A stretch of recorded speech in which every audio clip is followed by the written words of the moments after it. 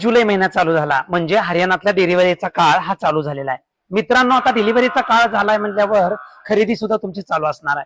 मित्रांनो, एक लक्षात घ्या, युपीच्या बॉर्डरवरच्या राजस्थानच्या म्हशी अजिबात तुम्ही या ठिकाणी खरेदी करू नका.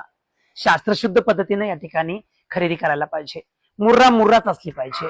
ब्रीडिंग वरती काम करायचं असेल तर चांगल्या जातीवंतच मुर्रा म्हशी खरेदी केल्या पाहिजेत.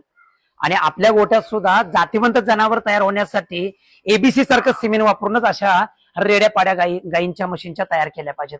सगळ्यात महत्वाचं काय, तुम्ही खरेदी करता पण चांगल्या निकषानं करा.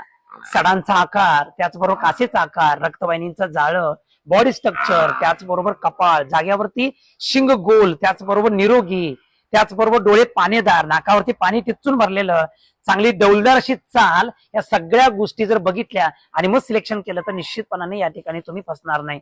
अन्यथा तुम्हाला धोकेच धोके या दूध व्यवसायामध्ये येणार आहेत. धन्यवाद.